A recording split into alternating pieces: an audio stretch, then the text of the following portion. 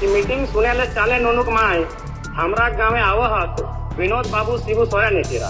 गुरु जी का जाना भी एक शुभ समय है। वो एक बहुत बड़े उपन्यास है जिन्हें एक कालखंड में पढ़ा नहीं जा सकता है, जिन्हें एक कालखंड में पूरे व्याख्या नहीं किया जा सकता। गुरु जी को अगर सम्मान देना है तो झारखंड की सबसे ऊंची चोटी पारसनाथ की ऊंचाई पर दिया जाए।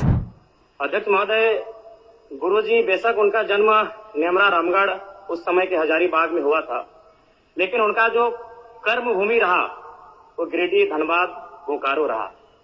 और गुरुजी को हम गुरुजी जो कहते हैं वो नाम भी हमारे विधानसभा टुंडी से मिला है, जो धनबाद का हिस्सा है। मेरी आयु बहुत कम है, गुरुजी को तो करीब से देखने का अवसर एक बार ही मिला था, जब 2019 का विधानसभा के चुनाव में टुंडी के प्रत्याशी मथुरा प्रसाद महतो के चुनाव प्रचार में उसी मंच में मुझे 2 शब्द रखने का अवसर मिला था। लेकिन उनके किस्से, उनकी कहानियों को सुनकर मैं पला बढ़ा हूं, क्योंकि मेरे पिताजी भी झारखंड आंदोलन के शहीद हैं, आंदोलनकारी रहे हैं। मेरे गांव में लगभग 1 दर्जन से ज्यादा मेरे चाचा हैं, जेठा हैं, जिनको आज भी आंदोलनकारी का पेंशन मिलता है। तो उनसे मैं लगातार गुरुजी विनोद बिहारी महतो, कॉमरेड ए के राय की कहानियों को सुना हूं। और आज भी हमारे गांव में एक कहावत प्रचलित, अध्यक्ष महोदय, उस समय 70-80 का दौर था जब गांव में रात्रि पाठशाला लगती थी। लोग एक कहते थे कि मीटिंग सुने ले चाले नोनुक माए हमरा गाँव में आवहत विनोद बाबू शिबू सोरेन ने किया। और आज जिस झारखंड मुक्ति मोर्चा, जिसका प्रचंड आज पूरे भारत में है, राज्य की सबसे बड़ी राजनीतिक दल है, उसका जो पृष्ठभूमि बनने का रहा है, अध्यक्ष महोदय, वह गुरु जी के नेतृत्व के सोनेत संथाल समाज और विनोद बिहारी महतो के नेतृत्व के शिवाजी समाज का विलय ही झारखंड मुक्ति मोर्चा के निर्माण की कहानी को बताता है। विषम गुरु शिबू सोरेन ने उस कालखंड में आमजनों की आवाज बने, जब कोयलांचल में उद्योग हावी हो रहे थे, जब कोयलांचल में तमाम माफिया लोग हावी हो रहे थे, पारसनाथ की तराई में महाजनी प्रथा हावी हो रहा था।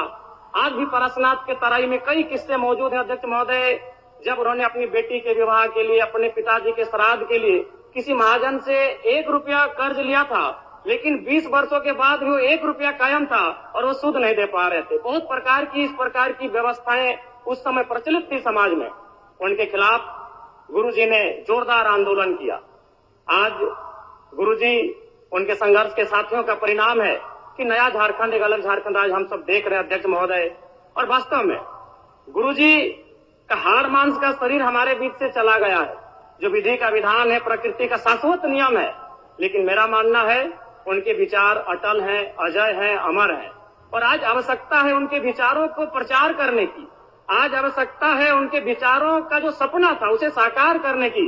और मैं कहूंगा, अध्यक्ष महोदय, जो जिसका उदय होता है उसका अंत होता है, जो आते हैं वो जाते हैं, ये विधि का विधान है। लेकिन गुरुजी का जाना भी एक शुभ समय है। आज नहीं तो कल गुरुजी जाते ही संसार को अलविदा कह के, हम भी एक दिन इस संसार को अलविदा कह के जाएंगे। लेकिन गुरुजी एक शुभ समय में अलविदा कह के गए हैं, क्योंकि उनकी पार्टी की सरकार है और उनके पुत्र इस राज्य के सबसे सशक्त नेता माननीय मुख्यमंत्री के तौर पर विराजमान है। तो इससे बड़ा अवसर हमें शायद नहीं मिलेगा गुरुजी के सपनों को साकार करने का।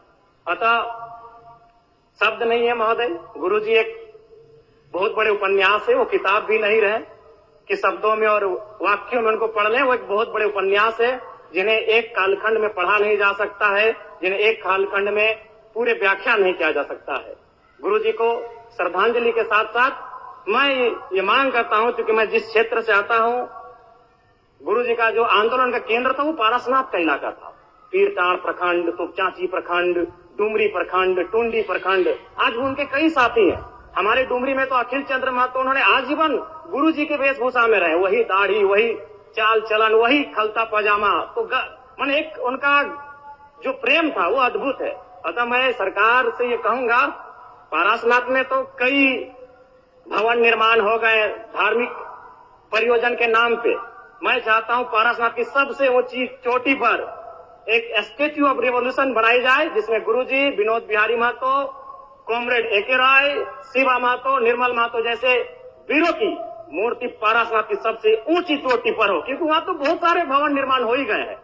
तो गुरु जी को अगर सम्मान देना है तो झारखंड की सबसे ऊंची चोटी पारसनाथ की ऊंचाई पर दिया जाए। मैं सरकार से ये मांग करता हूं। और पुनः विगत पिछले कई दिनों में जिन महानुभूतियों को हमने खोया है, उन सभी के प्रति मैं सच्ची श्रद्धांजलि अर्पित करता हूं। उनके परिवार को इस शोक को सहने की असीम शक्ति मिले, मैं ये प्रार्थना करता हूं।